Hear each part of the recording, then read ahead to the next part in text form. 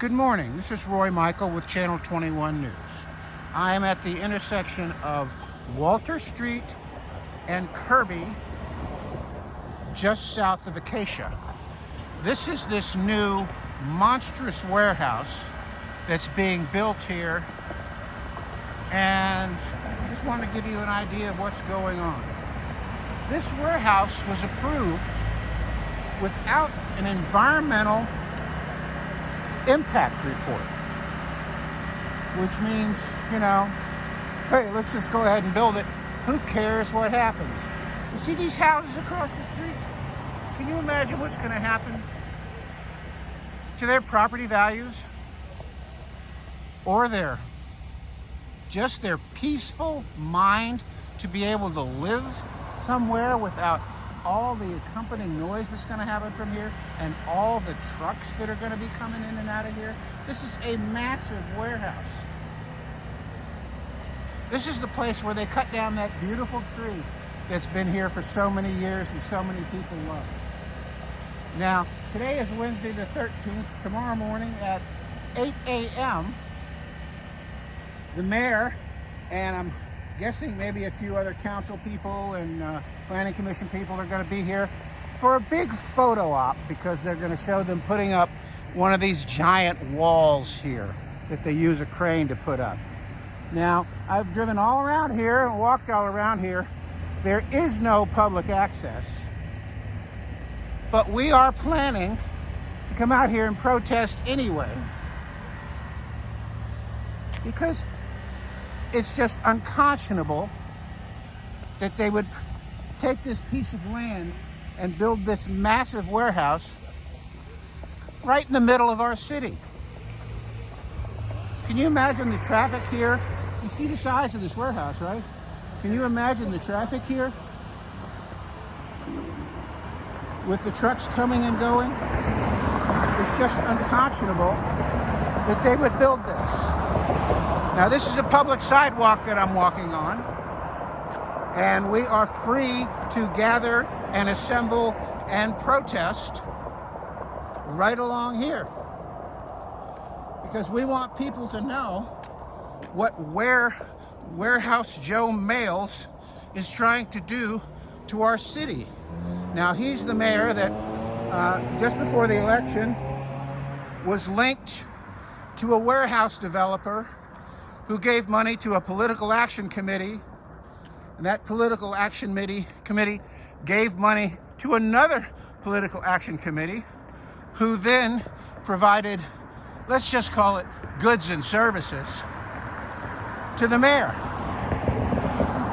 This is also the mayor that when I sat down with him, I think this was last August, talking to him about the warehouse project that's planned right next to the lakes at Hemet West at Acacia and Costin, said that, hey, we can make it easy for you guys to get jobs as security guards at the new warehouse project, which really shows a bias for him with these developers. And now he's doing a nice photo op here. This is authorized personnel. This is the only interest that I've seen. There's going to be a big photo op here, but we'll be standing right here. Those of you against the warehouses, we need you here Thursday morning, the 14th at 8 o'clock, because they're trying to do a nice big photo op. Now, I only found out about this from a phone call that an unnamed person called me and said, hey, you might want to know they're going to run this thing through without anybody really knowing about it. And it's going to be like a belated groundbreaking. And look at the massive size of this thing. And I checked all through the City of Hemet website. Didn't see a single mention of it on the calendar. I tried Googling it, not a single mention of it. This is the way they've been doing this stuff. They don't publicize anything, and then all of a sudden, boom, it pops up. There's another warehouse project down at Solera. It's at the intersection of Warren and Simpson. And when the initial project paperwork was turned in, it basically said, well, we're just going to widen the road down here and make it better. And then, like on, page 4,000, I'm being facetious, but then it said, oh, and by the way, we're going to build some warehouses here too. The environmental impact report, surprised they actually did one on that project, came out, and nobody in the development right across the street, which is some beautiful homes up in the $500,000 range of retired people, knew absolutely nothing about it. And now, after the environmental impact report is out,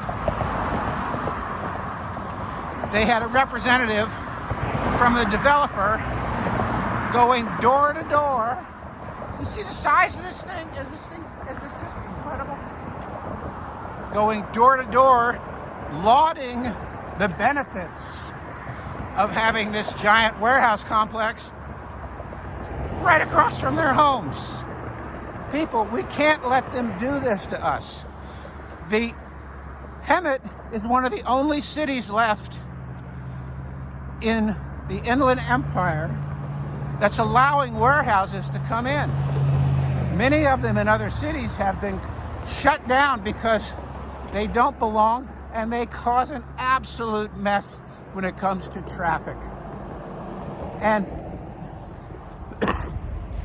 excuse me, and the noise, and the smells, and the rats that come with warehouses. So, Hemet is one of the few places left where they can build these things. And Warehouse Joe Males is giving them carte blanche, and it's just absolutely ridiculous. Now, another thing that Mayor Joe Males did, a few weeks ago, he called an emergency meeting. I don't know why it was an emergency, because we've known about these warehouses for a year, to do a moratorium. And the rational people on the council voted that, hey, since the elections are only a few weeks away, let's let the new council make this decision. So Mayor Males was the fifth one to vote out of the 5 council people. After the first 4 voted to push it off and not do the moratorium, he gallantly said, well, I want the moratorium. Real safe for a politician to pull off. So we're going to see how he votes the next time, because the first meeting in December is when the new council people are sworn in, and they wanted to do a vote on the moratorium. Let's see which way he votes this time. Because my count on the city council is that there are 2 that are against the warehouses and 3 that are for them. And Joe Males would be the deciding vote. So it would be real indicative of his past performance if he voted for the moratorium when it wouldn't have any effect, to change his mind and vote against it and let more of these godforsaken warehouses come into our beautiful city. Roy Michael, Channel 21 News, Hemet. Please like and subscribe. Come on out tomorrow morning. We'll be here.